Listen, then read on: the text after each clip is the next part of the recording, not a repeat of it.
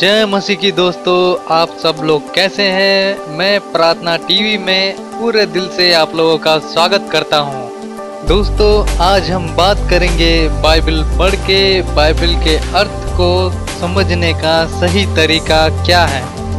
तो चलिए दोस्तों, शुरू करते हैं।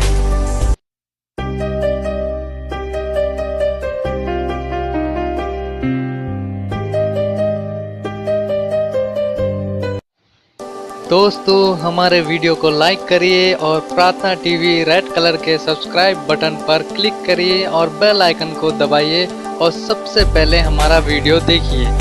दोस्तों, इस जीवन में बाइबल के अर्थ को निर्धारित करना एक विश्वासी के लिए सबसे महत्वपूर्ण कार्य है। परमेश्वर हमें ये नहीं कहते कि हम बाइबल को बस सामान्य रूप में पढ़ें।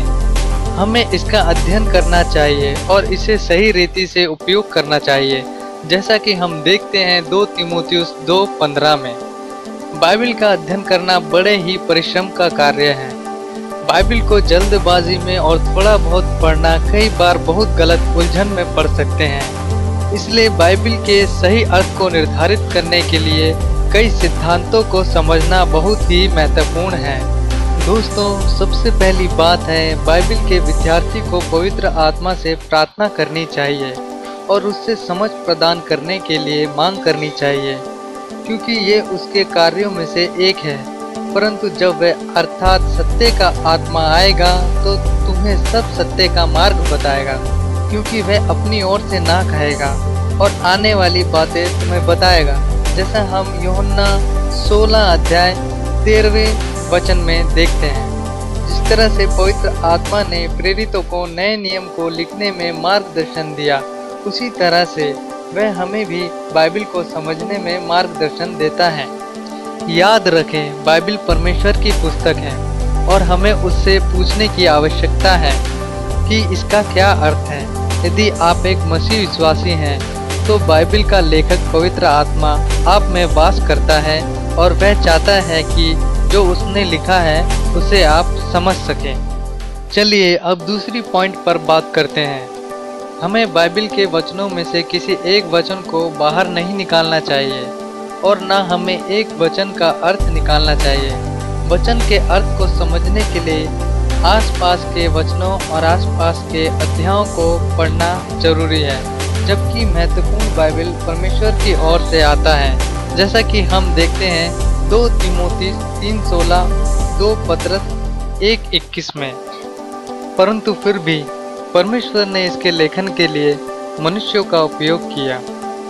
इसके साथ हमें ये ध्यान रखना चाहिए कि हम वचन के स्वयं को स्पष्ट करने का अवसर दें।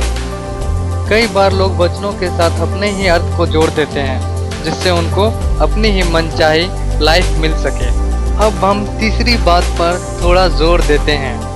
बिना प्रार्थना के बाइबल हमें अपनी मर्जी से नहीं पढ़ना चाहिए।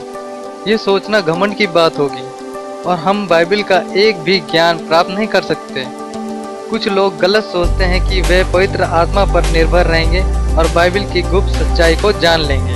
दोस्तों, मैं आपको एक बार फिर बताता हूँ। हमारा पहला पॉइंट था प्रार्थना और नम्रता के साथ हमें समझ प्राप्त करने के लिए पवित्र आत्मा पर निर्भर होना चाहिए। दूसरा पॉइंट है, हमें सदैव बाइबल का अध्ययन इस बात को जानते हुए करना चाहिए कि बाइबल स्वयं अपने आप को स्पष्ट करती है। और तीसरा पॉइंट है, हमें अन्य मसीहों अतीत और वर्तमान में किए हुए प्रयासों का सम्मान करना चाहिए, जिन्होंने बाइबल का सही तरीके से अध्ययन करने का प्रयत्न किया है। और याद रखें, परमेश्वर बाइबल के लेखक हैं और वह चाहता है कि हम इसे समझ सकें। दोस्तों, हमारे वीडियो को लाइक करिए, शेयर करिए और सब्सक्राइब भी करिए। दोस्तों, हम फिर मिलेंगे एक और वीडियो के साथ। तब तक के लिए बाय। God bless you.